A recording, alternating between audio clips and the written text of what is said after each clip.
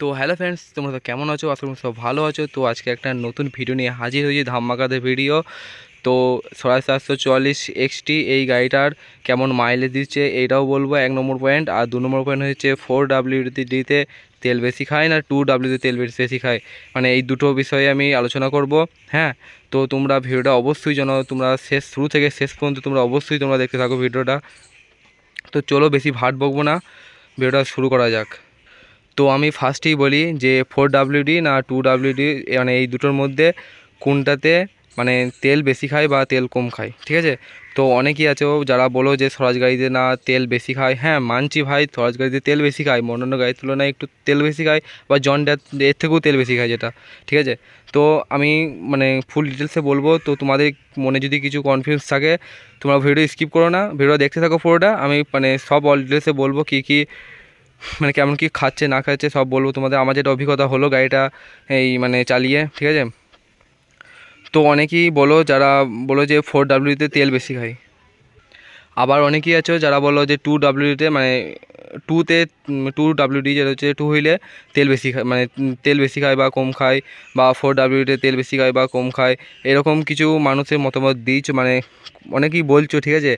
সবারই মুখে শুনছি যেটা, যে 4WD না তেল বেশি খায়। তো মূল কথায় আসা যাক। এমনি ধরো স্বরাজ গাড়ি XT আমি 4WD অফ করে আমি 2WD-তে চালাবো কাদায়, তো কোনো দিনও সম্ভব নয়। মানে সম্ভব হবে তো নর্মাল জমিতে হবে, কিন্তু জলা জমিতে ভাই কোনো দিনই সম্ভব নয়। গাড়ি ফাঁসবেই, অবশ্যই অতি অবশ্যই ফাঁসবে।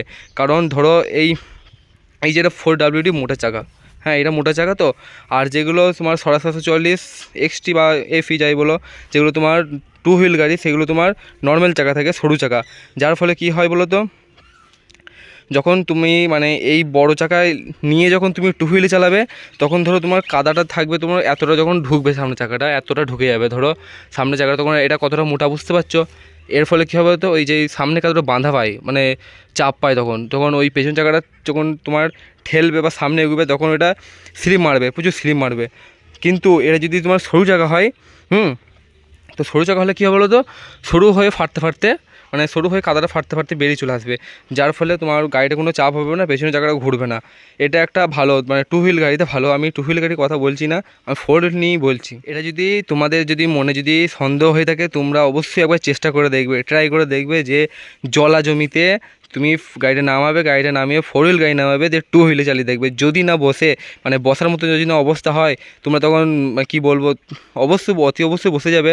কারণ ধরো তোমাদের স্বাভাবিক জ্ঞানীতি কি বলে, এই এত বড় চাকা, যার ফলে তোমার চাপ সৃষ্টি হয়, চাপ সৃষ্টি হওয়ার পর এখানে ধরো কাদাগুলো চাপ সৃষ্টি হয়, চাপ সৃষ্টি হওয়ার ফলে তোমার কাদাগুলো ধরো চাপ তো পাবেই। হ্যাঁ, চাপ পাওয়ার ফলে তোমার পেছনের চাকাটা যেটা থাকবে ওটা স্লিপ মারবে। তো তোমাদের স্বাভাবিক জ্ঞানী এটা অবশ্যই তোমরা বুঝবে, ঠিক আছে? তো নতুন করে কিছু বলার কিছু নাই, তাও বলে দিচ্ছি। আর 2 হুইল গাড়ি হলে কী হলো তো, এটা সরু চাকা থাকবে, মানে যেটা তোমাকে বললাম ফার্স্টেই, মানে সরু করে ফাটতে ফাটতে বেরিয়ে চলে যাবে। যার ফলে গাড়ির কোনো কষ্ট হবে না, একটু চাকাটা হয়তো স্লিপ করবে, কিন্তু গাড়ির কোনো কষ্ট হবে না। আর তোমার তেলটা মানে ওই 2 হুইল গাড়িতে তেলটা একটু যাই খাক, আমি অত জানি না স্বরাজের, আমি 2 হুইল গাড়ি ব্যবহার করি নাই, ঠিক আছে? মহেন্দ্র করেছিলাম, মহেন্দ্র তেল মোটামুটি খাই 2 হুইল গাড়িতে। তো আমি 2 হুইল, সত্যি কথা বলতে আমি 2 হুইল গাড়িতে রোটার ফ্যাটা আমি চালাই নাই আজ পর্যন্ত। 2 হুইল গাড়িতে রোটার ফ্যাট চালাই না গো, এই ফার্স্ট টাইম 4 হুইল গাড়িতে রোটার ফ্যাট। তো এটাতে ছিল ক্যালকুলেটার, তোমার রোটার ফ্যাটারটা মানে খুলে দিয়েছি, এটা লাগিয়েছি, কারণ এটা তোমার চাপান এইসব মানে বয় ছিলাম, ঠিক আছে? তো এই জন্য এটা লাগিয়েছি। এটা এটা তো ভাবলো না যে আমি 4 হুইল গাড়িতে এই ফাল চালিয়েছি, এই ফাল চালা নাই, দেখতে পাচ্ছ ফালটা পুরো নতুন হয়ে আছে। হ্যাঁ, ফালটা ধুয়েও নয়।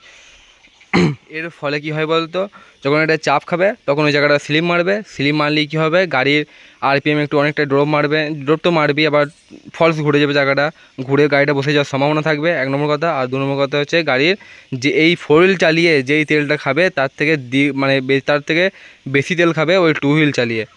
হ্যাঁ, তাই যারা ভাবছো যে না এটা আমি ভুল বলছি, তোমরা ট্রাই করে দেখবে অবশ্য। হ্যাঁ, তারপর আমাকে কমেন্টে জানাবে যে কেমন কি তোমরা দেখলে। হ্যাঁ, তো আমি বেশি কিছু বলতে চাই না, মানে যেটা সত্যি সেটা বলবো ভাই, যেটা মিথ্যা সেটা বলে লাভ নাই। আবার আমি অনেকজনের মুখেও শুনেছি, হ্যাঁ, যে 4 হুইল গাড়ি মানে 4 হুইল গাড়ি থেকে 2 হুইল গাড়ি ছুটে বেশি। হ্যাঁ ভাই মানতে হবে ভাই, ছুটে বেশি। এক এক গাড়ি আছে, যেমন মহিন্দ্র 595 টার্বো যেটা ছিল আগেকার মডেলের, তো এই গাড়িটা কী বলবো, এখনও আমাদের গ্রামে আছে, দু একটা আছে, ঠিক আছে, আমার পাশের গ্রামেও আছে, কটা আছে। তো গাড়িটা যখন মাঠে চলে, হ্যাঁ, এই ফোর হুইল আমাদের গাড়িটা, ফোর হুইল গাড়িটা তো পাত্তাই পায় না ভাই। ওই কম তেলে, ওই কম তেলে যে এত মানে তোমরা যারা মানে যাদের ছিল আর কি টার্বো 595, তারা অবশ্যই জানো গাড়িটা কেমন ছুটে রোটাভেটার নিয়ে। তো ভালো ছুটে ভাই, ভালো হাঁটুনি ভাই গাড়িটার, সত্যি করে ভালো হাঁটুনি। ওই গাড়িটা যদি ফোর হুইল বানাতো না, আমি ফার্স্ট কিনতাম। সত্যি কথা বলতে গাড়িটাও খুবই ভালো গাড়ি, মানে কাদায় এত সুন্দর হাঁটুনি চিন্তার বাইরে। তো এই আমাদের গাড়িটা হাঁটুনি দিতে পারবে না, ঠিক আছে। তো এই হাঁটুনি দিতে গেলে ভাই অনেক তেল খেয়ে নেবে, যেই তেলে ওকে মানে দুবার সেই জমিতে চষা হয়ে যাবে ঠিক আছে। আর হ্যাঁ, আর 2 নম্বর পয়েন্ট হচ্ছে যে গাড়িটা মাইলেজ কেমন দিচ্ছে। হ্যাঁ, তোমরা যেটা বললাম, হ্যাঁ, ফোর হুইল থেকে টু হুইলে করে চালাও তো অবশ্য খুব একটা বেশি মাইলেজের ডিফারেন্স পাবে না। তো যে নর্মাল জমিতে, ঠিক আছে, নর্মাল জমিতে চালাও এমনি, তো কোনো প্রবলেম নাই, খুব একটা ডিফারেন্স পাবে না। 250, 300 বা এরকম, খুব যে 400 এরকম, মানে মাটি অনুযায়ী পাবে ডিফারেন্সটা, ঠিক আছে। তো ওটা বেশি খুব একটা ডিফারেন্স পাবে না, এরকমই ডিফারেন্স আছে টু হুইল আর ফোর হুইলের মধ্যে ডিফারেন্স আছে কাদাতে। আর আর টলিতে যেটা বলি, মানে টলিতে তুমি অবশ্য ফোর হুইল দিয়ে চালাবে, ফোর হুইল দিয়ে চালালে আরও তেলটা তোমার কম খাবে। হ্যাঁ, আমি যেটা অনুভব করেছি, মানে গাড়িটা চালিয়ে যে ফিল পেয়েছি, ফোর হুইল চালিয়ে কম খাবে, কিন্তু টু হুইলে আরও বেশি তেল খেয়ে দিচ্ছে, গাড়ি বসে যাচ্ছে। তাই তোমরা যদি, আমি যদি মিথ্যা বলে থাকি, তোমরা অবশ্যই চেষ্টা করে দেখবে। আর গাড়িটা মাইলেজ একটু, তেল একটু বেশি খাচ্ছে ভাই, সত্যি কথা বলছি।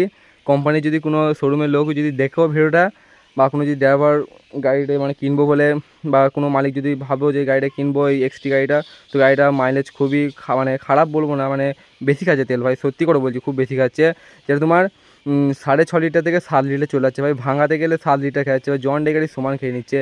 তো এটা এফই নয়, এক্সটি। হ্যাঁ, তো যারা ভাবছি এক্সটি গাড়ি নেবো, তাদেরকে বলছি একটু তেলটা একটু বেশি খাচ্ছে, তোমার 6.5 লিটার জায়গায় তোমার 7 লিটার চলে যাচ্ছে, ঠিক আছে। আবার মানে যেরকম জমি হচ্ছে 6.5 লিটার, এমনি মিনিমাম 6.5 লিটার এমনি মিনিমাম তোমাকে ধরে রাখতে হবে।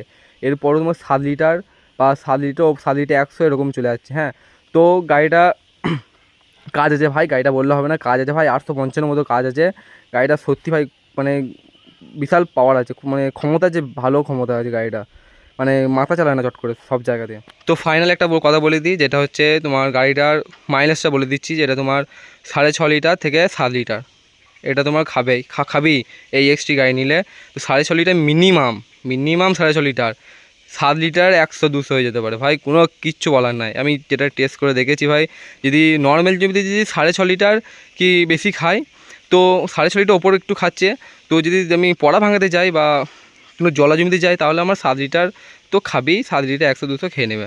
হ্যাঁ, তো ভিডিওটা কেমন কি লাগলো না লাগলো তোমরা অবশ্যই কমেন্টে জানাবে। আর আমার এই চ্যানেলে যারা নতুন এসেছো, তারা যেন অবশ্যই আমার চ্যানেল সাবস্ক্রাইব করে পাশে থাকবে, আরও নতুন নতুন নিত্য নতুন ভিডিও পেতে। তো সাবস্ক্রাইব করতে অবশ্যই ভুলবে না, আর কমেন্ট করে যাবে যে ভিডিওটা কেমন হলো না হলো। আর দেখা হচ্ছে নেক্সট কোনো ভালো কোনো একটা ভিডিওতে। টাটা, বাই বাই, ভালো থেকো, সুস্থ থেকো।